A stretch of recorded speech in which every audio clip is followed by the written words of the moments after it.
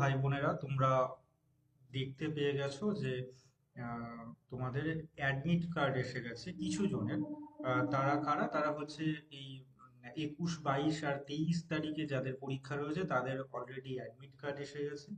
এবং কিছু জনের সিটি অ্যানাউন্সমেন্ট করা হয়েছে যে কোথায় তাদের পরীক্ষাটা পড়েছে। তো সবার আগে আমরা এই দ্বিতীয় যে পার্টটা আছে না, এইটাকে আগে দেখে নিই যে কোথায় সিটি অ্যানাউন্সমেন্ট হয়েছে।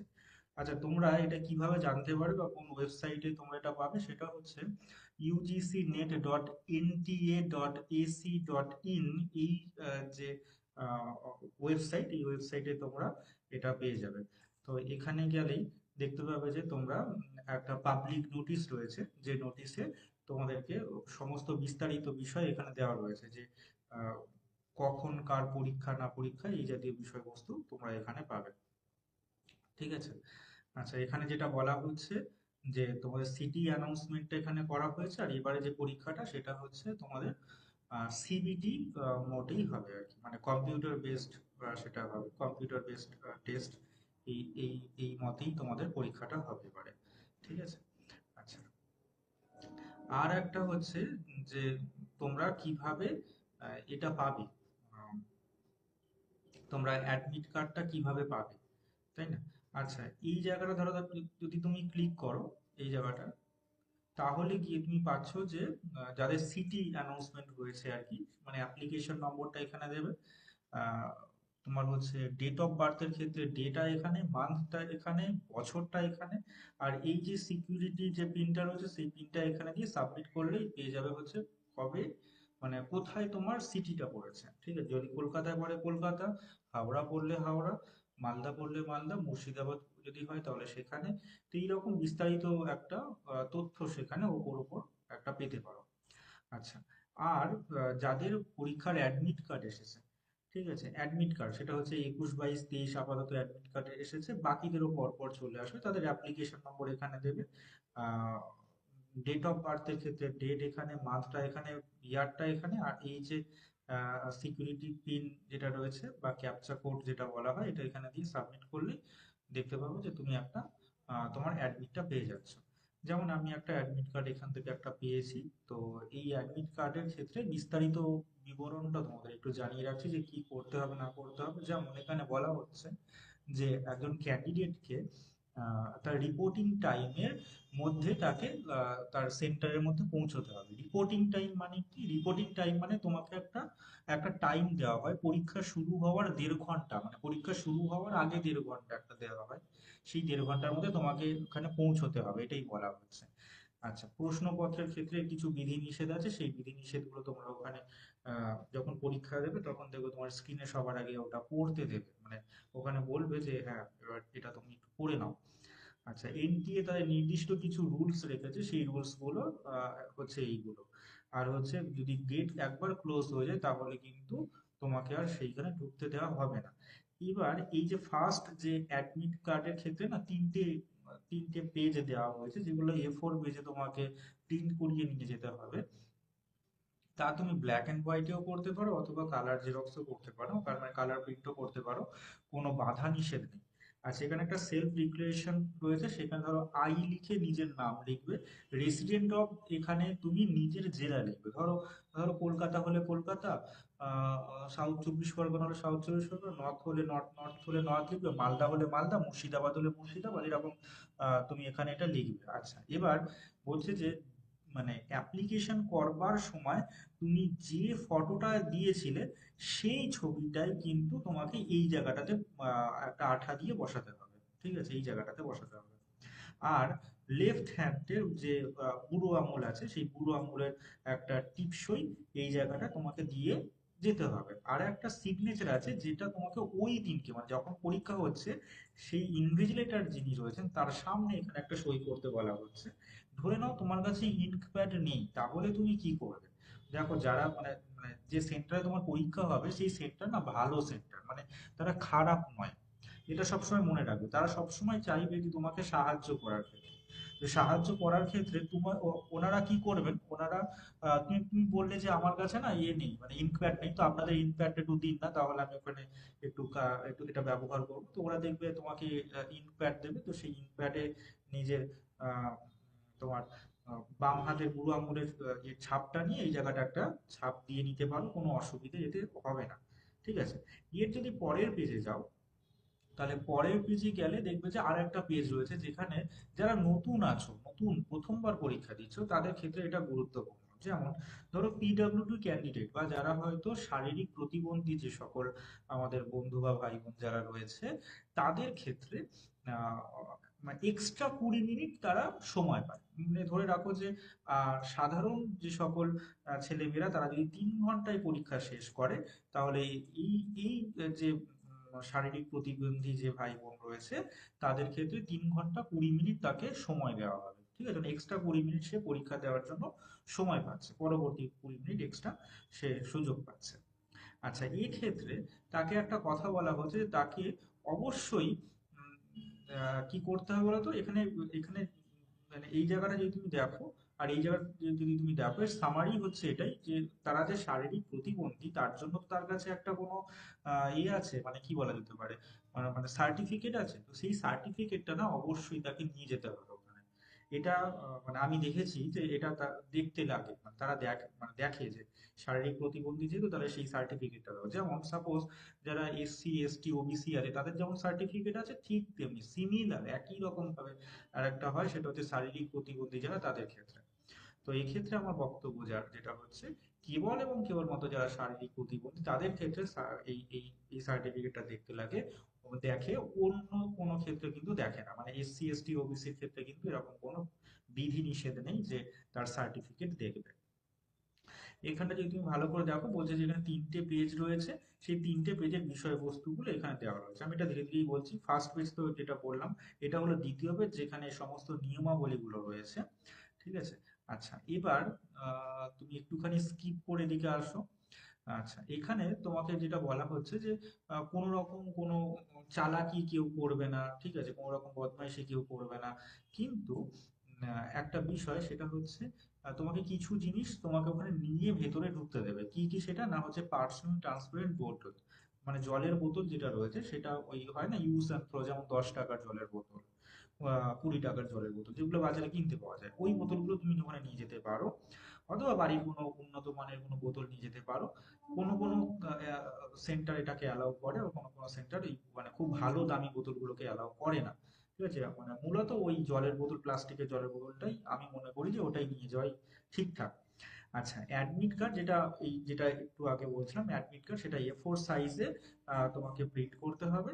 আর কি করতে হবে, অ্যাডিশনাল 2টো পাসপোর্ট সাইজ ফটোগ্রাফ, যেটা তোমাকে ওর সাথে নিয়ে যেতে হবে। অরিজিনাল ভ্যালিড আইডি প্রুফ এক্ষেত্রে কাজে লাগবে। তাহলে অরিজিনাল ভ্যালিড আইডি প্রুফ কোনগুলো, সেক্ষেত্রে এখানে বলে দেওয়া হচ্ছে, যেমন PAN card, driving licence, voter ID, passport, Aadhaar card. ঠিক আছে, উইথ মানে এমনই কিছু নিয়ে যাবে, এমনই কোনো আহ, আহ, তোমার কোনো আইডি হবে, যে আইডির মধ্যে তোমার নিজস্ব একটা ছবি আছে, তোমার ছবিটা এখানে রয়েছে, সেইটাই চাই। ঠিক আছে, সেটাই লাগবে। ঠিক আছে, অন্য কোনো ধরনের আইডি এক্ষেত্রে কাজে লাগবে না। এবার তোমার মনে হতে পারে যে আচ্ছা, আমি তো পরীক্ষার ফর্ম ফিল আপ করবার সময় আমি এ দিয়ে ফর্ম ফিল আপ করেছিলাম, মানে কি বলে যেন ওটাকে, প্যান কার্ড দিয়ে ফর্ম ফিল আপ করেছিলাম, তাহলে কি আমার প্যান কার্ডই কি নিয়ে যেতে হবে? আধার যদি নিয়ে যাই তাহলে কি হবে না? দেখো, তুমি যে কোনো একটা নিয়ে যেতে পারো, কোনো এক্ষেত্রে বাধা নিষেধ নেই। ঠিক আছে, কোনো বাধা নিষেধ নেই। কারণ এখনকার দিনে সকলেরই মানে প্যান কার্ড, আধার কার্ড, নিজের ফোন নাম্বার সবগুলো না লিঙ্ক করা আছে। ঠিক আছে, মানে ব্যাংকিং এর সিস্টেমের দিকে খেয়াল করে দেখো, তুমিও করেছো কি, প্যান কার্ড, আধার কার্ড, নিজের ফোন নাম্বার সব লিঙ্ক করা আছে। সুতরাং যে কোনো একটা ভ্যালিড আইডি কার্ড নিয়ে গেলে চলবে। ঠিক আছে, বা ওই তোমার কি বলে, ওটা কি বলে গো, ভোটার কার্ড। হ্যাঁ, ভোটার কার্ডও এক্ষেত্রে প্রয়োজন পড়ে। তবে এটা খেয়াল রাখবে, অনেক ক্ষেত্রে ভোটার কার্ডে ভুল থাকে, মানে কেবল এবং কেবলমাত্র ভোটার কার্ডে ভুল থাকে। তো যে ক্ষেত্রে যে যে কার্ডটা তুমি নিয়ে যাচ্ছ, তাতে যদি ভুল থাকে, এরকম ভুল কোনো কিছু নিয়ে যাবে না। আর হচ্ছে সেটা অরিজিনাল নিয়ে যাবে। ঠিক আছে, অরিজিনাল নিয়ে যাবে একদম। এটা যেন না হয় যে তুমি তার জেরক্স নিয়ে চলে গেছো, এটা কিন্তু একদম হবে না। ঠিক আছে। আচ্ছা, এবার আর একটা যে বিষয়, সেটা হচ্ছে তুমি চেষ্টা করবে মানে প্রায় মানে খোলামেলা জুতো পরতে, এমনটা নয় যে একেবারে একদম মানে পা বন্ধ করা জুতো, ঠিক আছে, ওই রকম কোনো জুতো কিংবা স্নিকার জাতীয় যে জুতোগুলো ওইগুলো কিন্তু পরবে না, ঠিক আছে। আমরা ছোটবেলা বলতাম বুট পরে যাচ্ছে, তো সেরকম বুট জাতীয় জুতো একদম পরবে না, বা স্নিকার জাতীয় জুতো সেরকম পরবে না, যেন খোলামেলা হয়, মানে তোমার পায়ের উপর অংশ যেন দেখা যায়, এইরকম জুতো ছেলে অথবা মেয়ে তোমরা এইরকম অংশ এগুলো পরে যাবে। আচ্ছা, এবার আর তো এখানে তেমন কিছু বলার নেই। আচ্ছা, এবার দেখো এই পার্টটা হচ্ছে সেই পার্টটা যেটা হচ্ছে নন আধার পার্ট। হ্যাঁ, নন আধার। নন আধার বলতে গেলে এখানে তাহলে কি বোঝাচ্ছে, মানে যাদের আধার কার্ড নেই, ঠিক আছে, মানে আধার কার্ড সে সে ফর্ম ফিল আপের সময় ব্যবহার করেনি এমনটা এইটা নয় কিন্তু, যার আধার কার্ড নেই, একেবারেই নেই, আমার মনে হয় এমন কেউই নেই যে যার আধার কার্ড নেই, মানে আধার কার্ড সকলের আছে, তো ধরে নাও যাদের আধার কার্ড নেই তারা এই ফর্মটা ফিল আপ করবে, এই পাশের ফর্মটা। যেমন আমি হলাম এই, আমার বাবা এই, আমার মা এই বলে এরকম একটা ফর্ম ফিল আপ, আমার অ্যাপ্লিকেশন নম্বর এইটা, আমার রোল নাম্বার এইটা, আমার গার্জেনের নাম হচ্ছে এটা, আমি যে গভর্নমেন্ট টাইপের রয়েছে সেই গভর্নমেন্ট টাইপ এইটা, মানে ধরে রাখো সে যদি আহ, আহ, তার ভোটার কার্ডটাই কেবলমাত্র আছে, তাহলে ভোটার কার্ডটার নাম লিখবে এবং ভোটার কার্ডের নম্বর এখানে লিখবে, মানে লিখবে ভোটার আইডি, তার ভোটার আইডি নম্বর, তার ডেট, আর তারপরে তার কোন শিফটে পরীক্ষা হচ্ছে, যেমন কারো হতে পারে ফার্স্ট শিফট, কারো সেকেন্ড শিফট, এরকম করে একটা সিগনেচার তার নিজস্ব একটা দেবে। আর এই পাশে একটা দিয়েছে সেটা হচ্ছে এনটিএ নিজে এটা ফিল আপ করবে। তবে ব্যক্তিগত যদি তুমি আমাকে জিজ্ঞাসা করো যে দাদা এইটা আলটিমেট কি করতে হবে, আমি মনে করি যাদের আধার কার্ড মানে ওয়েস্ট বেঙ্গলে তো সকলেরই আধার কার্ড আছে, তাই না? সুতরাং এইটার ফিল আপ মানে এটা নিয়ে যাওয়ারই দরকার নেই। শুধু এই প্রথম পেজ যেটা রয়েছে যে অ্যাডমিট কার্ডের প্রথম পেজটা, ওটাই প্রিন্ট আউট করে একদম তুমি নিয়ে চলে যাবে, ব্যাস, আর অন্য কোনো কিছুর প্রয়োজন নেই। আর আশা রাখি যে কোনো অসুবিধা হবে না। তবে আমার কয়েকটা বিষয় তোমাদেরকে বলার আছে। ধরে নাও যখন তুমি যাচ্ছ, মানে যে প্রথমবার পরীক্ষা দিচ্ছ তার জন্য আমি পরবর্তী কথাগুলো বলছি।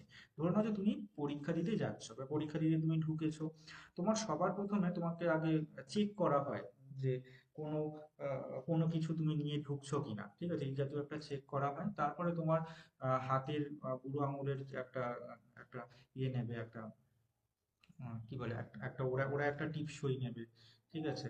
আম, তারপরে তোমার চোখের স্ক্যান করবে, হাতের হাতের আঙুলগুলোর স্ক্যান করতে পারে। তো এইভাবে স্ক্যান করিয়ে তারপরে তোমাকে বলে দেবে, যেহেতু সিবিটি মোডে হচ্ছে বা কম্পিউটার বেসড হচ্ছে, তখন মানে যিনি চেক করাচ্ছেন তিনি তিনি বললেন যে তোমার কম্পিউটার সিস্টেম হচ্ছে, সেটা লেখা থাকবে এরকম C120 এরকম দিয়ে একটা লেখা থাকবে, তোমার সিস্টেম হচ্ছে এইটা, তুমি চলে যাও এরকম, বা কম্পিউটার সিস্টেম হচ্ছে এটা। তো তুমি দেখতে পাবে তোমার মানে খুব যদি ভুল না বলে থাকি, তাহলে এরকমই একটা নাম্বার থাকবে C120, সি সি C1 বা এরকম জাতীয় সিটি দিয়ে এরকম একটা থাকবে, বা যাই হোক না কেন। তুমি এই নম্বরটা পাওয়ার পরে তোমার কাছে যে অ্যাডমিটটা রয়েছে না, যে অ্যাডমিটটা তুমি প্রিন্ট আউট করে নিয়ে যাচ্ছ, সেইখানে তার উপরেই দেখবে যিনি মানে ওই যিনি তোমাকে চেক করলেন সবকিছু বিষয়বস্তু, তিনি এখানে একটা লিখে দিলেন, লিখলেন যে মানে এই নম্বরটি এখানে লিখলেন, আর বলবে যে যাও তুমি ওইখানে গিয়ে বসে পড়ো। তুমি তোমার সেই জায়গাতে মানে তোমার যে কম্পিউটার যে যে জায়গাটা রয়েছে সেখানে গিয়ে তুমি বসে পড়লে। এবার আমার যেটা ব্যক্তিগত কথাবার্তা, তা পরীক্ষা শুরু হওয়ার আগেই দেখবে তোমাকে একটা ওরা একটা অথবা দুটো ইয়ে দেবে, একদম লুজ শিট দেবে, যার মধ্যে কোনো লেখা টেখা নেই, একদম ব্ল্যাঙ্ক পেপার একটা তোমাকে একটা বা দুটো দিতে পারে। তো তুমি কি করবে, ওই ব্ল্যাঙ্ক পেপারের মধ্যে তোমার যে এই যে নম্বরটা, সিস্টেম নম্বরটা, ওটা তুমি এখানে লিখবে সিস্টেম নম্বর, তারপর নিজের রোল নাম্বার লিখবে, মানে রোল নাম্বার অ্যাপ্লিকেশন নম্বর এটা লিখে তারপরে একটা একটা দাড়ি টেনে নেবে, নিয়ে তারপর তুমি যা যা রাফ ওয়ার্ক সেই রাফ ওয়ার্ক গুলো তুমি এখানে করতে থাকবে। এই হচ্ছে তোমার আমার তরফ থেকে সাজেশন। কেন এটা আমি বলছি, কারণ আমাদের সময়কালে আমি দেখেছিলাম যে আহ, অনেক সময় হয়েছে এমনটা যে ওই যে কম্পিউটার তুমি পরীক্ষা দিচ্ছ সেই কম্পিউটারটা হঠাৎই বন্ধ হয়ে গেছে। তখন সেক্ষেত্রে একটা প্যানিক একটা ব্যাপার হবে যে এই বাবা আমার কম্পিউটার কেন বন্ধ হয়ে গেল, তাহলে আবার কি করব কি করব। তো তখন এইটা তুমি ওদেরকে যখন দেখাবে, যারা ইনভিজিলেটর রয়েছেন তাদেরকে যখন তুমি এটা দেখাবে যে এইটা হচ্ছে আমার সমস্ত বিবরণ, এটা দেখুন, তখন ওনারাই কোনো একটা খালি কম্পিউটার যেটা রয়েছে সেখানেই এইটা নাম্বারটা পুট করে ওইখানেই তোমাকে বসিয়ে দেবে।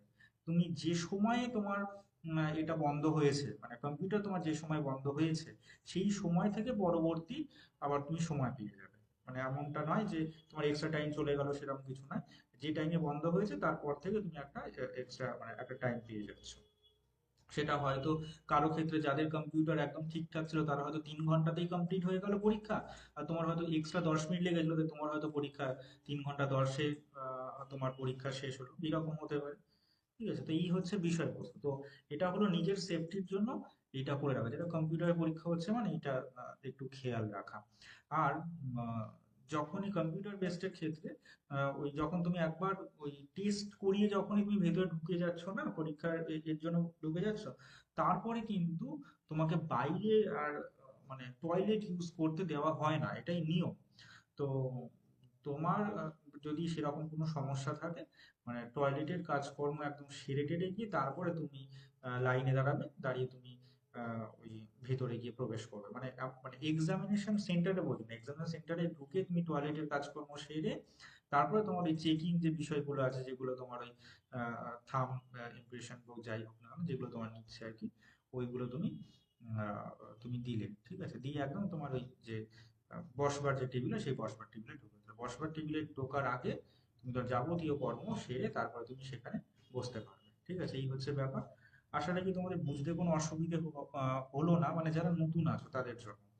তো তোমাদের পরীক্ষা সকলেরই ভালো হোক, এটাই আমি কামনা করবো ঈশ্বরের কাছে। সবাই খুব ভালো করে পড়াশোনা করছো, এটা এটা সব থেকে বেশি ভালো ব্যাপার।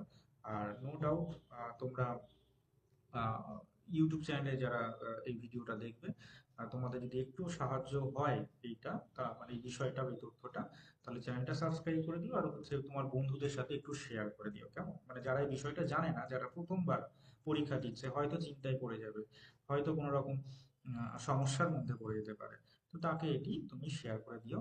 আহ, আশা রাখি যে তারও পরীক্ষা কোনো রকম কোনো মানে কোনো সেও কোনো সমস্যার মধ্যে পড়বে না। ওকে, তো সবাই ভালো থেকো, ধন্যবাদ। সবাই ভালো থেকো, সুস্থ থেকো।